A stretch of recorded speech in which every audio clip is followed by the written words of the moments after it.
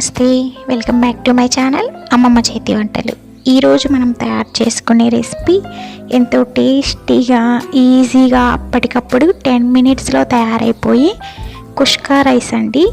ఈ విధంగా కుష్కా రైస్ని అప్పటికప్పుడు ఈజీగా ప్రిపేర్ చేసుకోవచ్చు అండ్ టేస్ట్ వైజ్ కూడా చాలా ఎమ్మీగా ఉంటుంది. ముందుగా ఈ కుష్కా రైస్ కోసం ఒక బౌల్ తీసుకొని అందులోకి 2 కప్స్ బాస్మతి రైస్ని 2 or 3 టైమ్స్ బాగా వాష్ చేసుకొని హాఫ్ అన్ అవర్ బాగా నాననివ్వాలి. ఇప్పుడు స్టవ్ వెలిగించుకొని ఒక ప్యాన్ తీసుకొని అందులోకి 3 టేబుల్ స్పూన్ ఆయిల్ వేసుకోవాలి. ఆయిల్ బాగా హీట్ ఎక్కిన తర్వాత అందులోకి బిర్యానీ స్పైసెస్ అన్నీ వేసుకొని ఇవి దోరగా ఫ్రై అయిన తర్వాత అందులోకి 2 మీడియం సైజ్ ఆనియన్స్ని సన్నగా పొడుగ్గా చాప్ చేసుకున్నది వేసుకోవాలి. ఆనియన్స్ మంచి కలర్లోకి ఫ్రై అయ్యేంత వరకు మంటని మీడియం ఫ్లేమ్లో పెట్టుకొని ఫ్రై చేసుకోవాలి. అందులోనే 2 పచ్చిమిర్చి కూడా వేసుకొని ఆనియన్స్ మంచి గోల్డెన్ కలర్లోకి ఫ్రై అయిన తర్వాత అందులోకి ఫ్రెష్గా దంచి పెట్టుకున్న 1.5 టేబుల్ స్పూన్ అల్లం వెల్లుల్లి పేస్ట్ వేసుకోవాలి. ఈ విధంగా అల్లం వెల్లుల్లి పేస్ట్ వేసుకున్న తర్వాత ఈ అల్లం వెల్లుల్లి పేస్ట్లో నుంచి పచ్చివాసన పోయేంత వరకు మంటని మీడియం ఫ్లేమ్లో పెట్టుకొని ఫ్రై చేసుకోవాలి. ఈ విధంగా అల్లం వెల్లుల్లి పేస్ట్ బాగా ఫ్రై అయిన తర్వాత అందులోకి 2 మీడియం సైజ్ టమాటాస్ని వేసుకోవాలి. టమాటాస్ మెత్తబడి ఆయిల్ సపరేట్ అయ్యేంత వరకు ఈ టమాటాలను కూడా బాగా కుక్ చేసుకోవాలి. టమాటాలు ఈ విధంగా మగ్గిన తర్వాత అందులోకి టేస్ట్కి సరిపడినంత సాల్టు, 2 టేబుల్ స్పూన్ కారం, 1 table spoon garam masala, 1 table spoon biryani masala వేసుకోవాలి. అందులోనే ఫ్రెష్గా ఉండే 2 టేబుల్ స్పూన్ పెరుగు వేసుకోవాలి.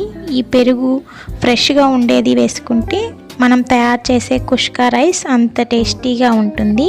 పెరుగు వేసుకున్న తర్వాత ఎక్కడ ఉండలనేది లేకుండా బాగా మిక్స్ చేసుకొని ఆయిల్ పైకి తేలేంత వరకు ఫ్రై చేసుకోవాలి. ఇప్పుడు అందులోకి సన్నగా చాప్ చేసుకున్న పుదీనా, కొత్తిమీరను వేసుకొని ఒకసారి మరలా మిక్స్ చేసుకోవాలి. ఈ విధంగా ఆయిల్ బాగా పైకి తేలేంత వరకు ఫ్రై చేసుకుంటేనే మనం తయారు చేసే కుష్కా రైస్ అంత టేస్టీగా ఉంటుంది. ఇవన్నీ బాగా ఫ్రై అయిన తర్వాత అందులోకి మనం ముందుగా నానబెట్టుకొని ఉన్న బాస్మతి రైస్ని నీళ్ళన్నీ వంపేసి వేసుకోవాలి.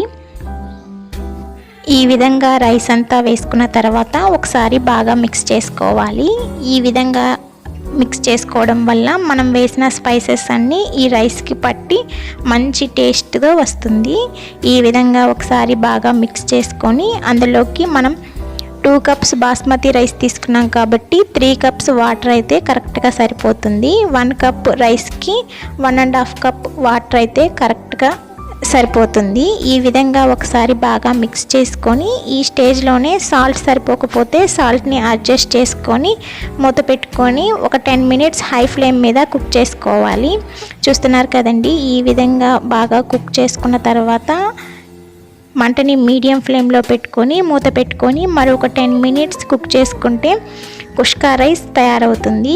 10 మినిట్స్ తర్వాత మూత తీసి చూసుకుంటే కుష్కా రైస్ చాలా పొడి పొడిగా మంచి ఫ్లేవర్తో తయారవుతుంది. చూస్తున్నారు కదండి ఎంత బాగా వచ్చిందో. అంతేనండి, ఎంతో టేస్టీగా అప్పటికప్పుడు 10 మినిట్స్లో తయారైపోయి కుష్కా రైస్ రెడీ.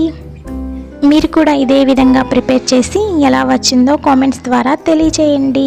మరిన్ని క్విక్ అండ్ ఈజీ రెసిపీస్ కోసం అమ్మమ్మ చేతి వంటని సబ్స్క్రైబ్ చేసుకోండి. వీడియో నచ్చినట్లయితే లైక్ చేయండి, షేర్ చేయండి, కామెంట్ చేయండి. మన వీడియోల్ని కొత్త వారు ఎవరన్నా చూస్తున్నట్లయితే సబ్స్క్రైబ్ చేసుకోవడం అస్సలు మర్చిపోకండి. Thank you.